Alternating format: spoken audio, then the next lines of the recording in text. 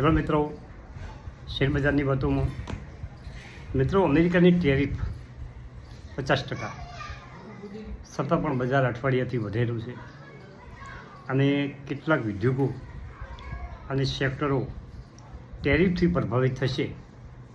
એમાં pharma, diamond, gems and jewellery, કપડાં ઉદ્યોગ. છતાં પણ ભારત પાસે આ પડકારોનો સામનો કરવાનો પૂરતા સંસાધનો છે. ગભરાવાની કોઈ જરૂર નથી અને બજાર જીએસટી રિફોર્મ્સને કારણે, જીએસટીના ઘટાડાને કારણે છેલ્લા અઠવાડિયાથી બજાર સારું વધી ગયું છે અને આગળ ઉપર પણ નવા હાઈ નિફ્ટી, સેન્સેક્સ અને શેરો બનાવી શકે અને આ પડકારોના સામનામાંથી ભારત જલ્દી બહાર આવશે અને અમેરિકાની ટેરિફથી રાહત આપવા માટે સરકારે સ્તરથી પ્રભાવશાળી પગલાં ઉઠાવવામાં આવ્યા છે અને ઉઠાવવામાં આવશે હજી પણ, જેનો સીધો ફાયદો શેરબજારમાં રોકાણકારોને થશે એવું તારી બજારોનું અનુભવી લોકોનું માનવાનું છે. તેનાથી બે ફેરફારો મોટા બનવાના છે. દુનિયાની મોટી કંપનીઓ ભારતમાં મેન્યુફેક્ચરિંગમાં વધારો કરશે અને તેનાથી ઇમ્પ્લોયમેન્ટ વધશે અને ભારત તેનો લાભ મળશે. ગ્લોબલ માર્કેટમાં હજુ પણ પ્રેશરને કારણે ભારતીય ગ્રોથ આગળ વધે છે. એમાં બે ફેક્ટરો ભાગ ભજવી શકે છે.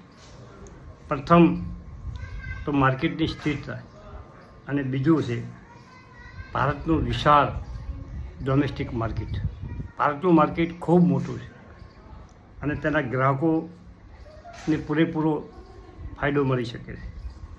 વિદેશી રોકાણકારોનું જે સેલિંગ મોટું આવ્યું અને તેઓએ વેચાણ કર્યું, પરંતુ છેલ્લા કેટલાક દિવસથી વેચાણ થોડુંક અટક્યું છે અને વિદેશી રોકાણકારો પાછા ભારતમાં આવી શકે છે મિત્રો, તેવા સંકેતો મળી રહ્યા છે. ભારત સરકાર તેની પોલિસીઓ અને ગ્રોથને અનુકૂળ બનાવી રહી છે. વિદેશી કંપનીઓ અને ભારતીય કંપનીઓનો ગ્રોથ ઝડપી વધે એના માટે ભારત સરકાર એની પોલિસીઓમાં ફાટફેર કરી અને અનુકૂળ આવે કંપનીઓને અને વિદેશી માર્કેટમાં આપણો માલ વધારે વેચાય તેવી પોલિસીઓ બનાવી રહી છે. પીએમ મોદીની લીડરશિપમાં સરકારે ઉત્પાદન વધારવા અને તેના પ્રતિબંધો અને નિયમોમાં હળવા કર્યા નથી અને જે લાંબા ગાળે વિકાસ માટે સૌથી મહત્ત્વનું પગલું થશે. આવનારા સમયમાં ભારતીય માર્કેટ સારો એવો વધારો થઈ શકે છે અને એનો જે રોકાણકારો એ રોકાણ કરેલું છે સારી કંપનીઓમાં એને પૂરેપૂરો લાભ મળી શકે છે. ગ્લોબલ માર્કેટમાં ડોલરને લઈને ધારણા બદલાઈ રહી છે મિત્રો. અમેરિકા પણ ડોલરની જગ્યાએ એની બીજી ગ્લોબલ કરન્સી ઊભી કરવા બિટકોઇન જેવી માગે છે અને એના કારણે એનું જે દેવું છે, જે ડોલર ખૂબ છાપ્યા છે અને એનું ભુગતાન ન કરવું પડે, એમાં પણ અમેરિકાની એક ચાલ મોટી રહેલી છે. ડોલરને લઈને ધારણા બદલાઈ રહી છે. રોકાણકારો ઇક્વિટી તરફ ફરીથી રોકાણમાં ઝડપી આવી શકે છે. આજે મોટા ભાગના રોકાણકારો સોનાના રોકાણમાં ખૂબ રસ દાખવી રહ્યા છે. વિદેશી બેન્કો, ભારતીય રિઝર્વ બેન્ક, દરેક દેશની આરબીઆઈ સોનું ખરીદવામાં દોટ મૂકી છે. ડોલર ઉપર લોકોને વિશ્વાસ ઘટી ગયો છે મિત્રો. ડોલર ક્યારે ઉતરવો મારે અને દુનિયામાં નવી બીજી કરન્સી અમેરિકા તરફથી આવે અથવા તો બ્રિક્સ દેશો પણ સંયુક્ત એક કરન્સી નવી બનાવી શકે છે. આ બધી બજારની વાતો સમજવી પડે. પરંતુ જે આપણા પોર્ટફોલિયોમાં કંપનીઓ છે અને જે એનું કંપનીનું સેક્ટર મહત્ત્વનું છે, અત્યારે કયા સેક્ટરો તેજીથી વધી રહ્યા છે મિત્રો અને જે સેક્ટરો કાયમ ચાલવાના છે એમાં કપડાં ઉદ્યોગ, ફાર્મા, સોલાર સેક્ટર અને ડિફેન્સ સેક્ટર પણ આવનારા સમયમાં ચાલી શકે છે. આઈટી, એઆઈ, આ બધા સેક્ટરો ધરખામ ચાલવાના. મિત્રો 10 વર્ષે એક દશકામાં સમય ખૂબ ચેન્જ થતો હોય છે. આજે જે વસ્તુનો ખૂબ ઉપયોગ થતો હોય એ કારણે નામશેષ થતી જોવા મળે છે. તમારા પાસે જે કંપની છે એ શું ઉત્પાદન કરે છે એ ખૂબ મહત્ત્વનું રહેલું છે. મિત્રો,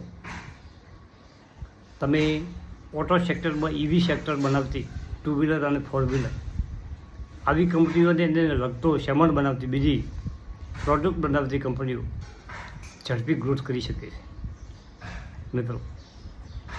અને EV સેક્ટરની કંપનીઓમાં તમે નજર બનાવી રાખો છો. તમે જુઓ, ટૂંકા સમયમાં EV સેક્ટરની કંપનીઓ છેલ્લા 1 મહિનામાં 15-20% રિટર્ન આપેલું છે. અને એવી રીતે ડિફેન્સ સેક્ટર પણ સારું રિટર્ન, ડિફેન્સ સેક્ટરના શેરો પણ સારું રિટર્ન અપાવી શકે છે. મધમ.com, કોચિન શિપયાર્ડ, ગાર્ડન રીચ આવી કંપનીઓ પણ ટૂંકા ગાળામાં સારું રિટર્ન જોવા મળે છે. હવે બજાર અત્યારે સેન્સેક્સ નિફ્ટી 25,114 પર ચાલી રહ્યો છે અને ઓલ ટાઈમ હાઈથી ખાલી 1100 પોઈન્ટ કે 1200 પોઈન્ટ જેવું દૂર છે. આવનારું એક અઠવાડિયું સારું બજાર માર્કેટ ચાલશે તો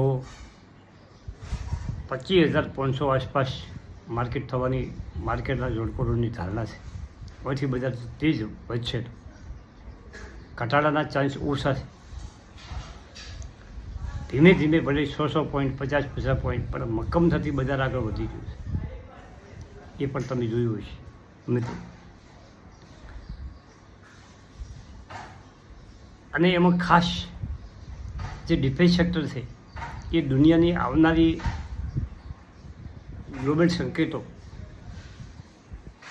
અને દરેક દેશો પોતાનું ડિફેન્સ મજબૂત કરવા માગે છે.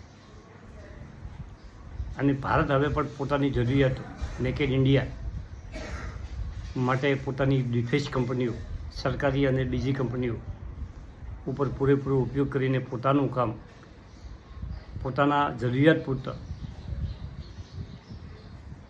ડિફેન્સના કંપનીઓ કામ કરી રહી છે. અને નિકાસ પણ આપણી કંપનીઓનો, ડિફેન્સ કંપનીઓનો વધ્યો છે. અને ભવિષ્યમાં આપણી ભારતની જે ડિફેન્સ કંપનીઓ છે, આપણા જ્યાં ઉત્પાદન થાય છે એ કંપનીઓ વેગવંતી બની શકે છે. અને એનો લાભ એ કંપનીઓમાં કરેલ રોકાણનો મળી શકે છે. Thank you. આભાર.